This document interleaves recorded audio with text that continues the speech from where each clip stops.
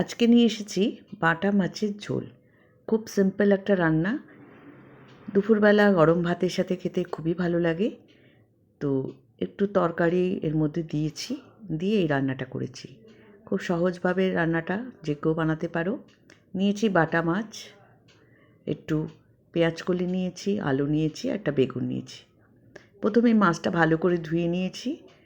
ধোয়ার পর একটু নুন আর হলুদ দিয়ে খুব ভালো করে মাছটাকে ম্যারিনেট করতে হবে।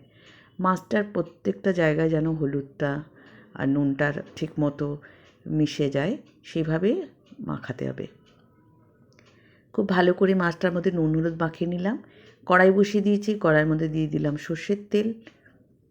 এবার মাছটাকে এর মধ্যে একটু কড়া করে ভেজে নেব।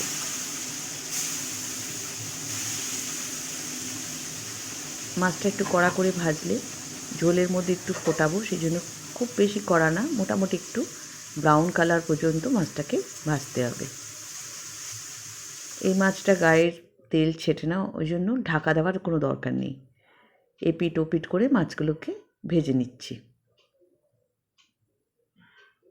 এই ঝোল বানাবে গরম ভাতের সাথে, খেতে খুব ভালো লাগে। দেখো এরকম লাল করে একটু ভেজে নিয়েছি।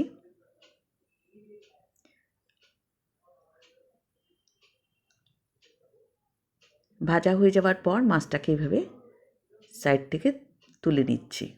যা এক্সট্রা তেল আছে কড়াইয়ের মধ্যে চলে যাবে। মাছটা ভাজা হয়ে গেলে এবার কড়াইয়ের মধ্যে দিয়ে দিচ্ছি কালো জিরে। কালো জিরে দিয়ে দিলাম। এবার দিয়ে দিচ্ছি কেটে রাখা আলু। আলুটা কেটে ধুয়ে রেখেছিলাম, সেটা দিয়ে দিলাম। দিয়ে দিলাম 3টে কাঁচা লঙ্কা। ঝাল যদি একটু বেশি খাও তাহলে একটু বাড়িয়ে দিতে পারো। তো কাঁচা লঙ্কাগুলো খুব ঝাল বলে আমি 3টে কাঁচা লঙ্কাই দিলাম। এবার কাঁচা লঙ্কাটা আর আলুটাকে একটু নেড়ে নেব। একটু আলুটা ভাজার পর তারপর এর মধ্যে আমি দিয়ে দেবো কেটে রাখা বেগুন। এই সরু লম্বা লম্বা বেগুনটা দিয়ে করবে, খেতে টেস্ট হয়।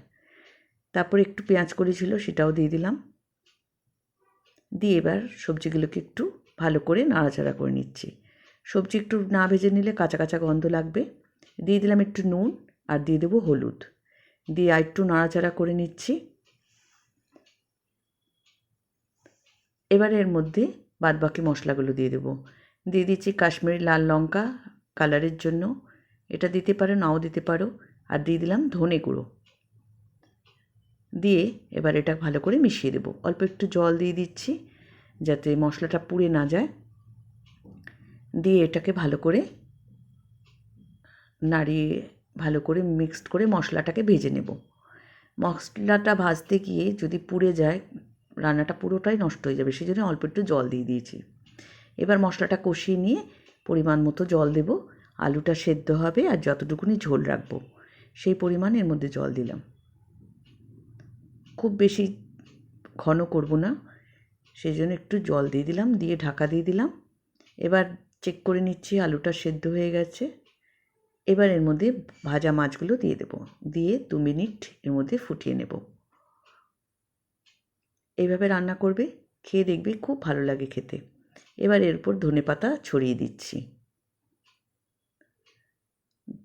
ছড়িয়ে দিয়ে এবার একটু গ্যাসের উপর রেখে এটা নামিয়ে নেব।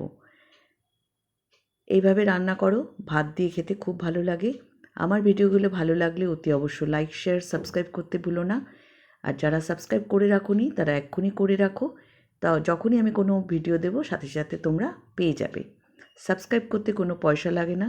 যারা জুয়েলারি দেখতে চাও, জুয়েলারি বানানোর জন্য দেবযানী জুয়েলারি হাউস সাবস্ক্রাইব করে রাখো। ওই চ্যানেলটা আমি পুরো জুয়েলারি দিচ্ছি, তোমরা দেখতে পাবে, শিখতে পারবে। আজ আসি, আবার একটা নতুন ভিডিও নিয়ে চলে আসবো।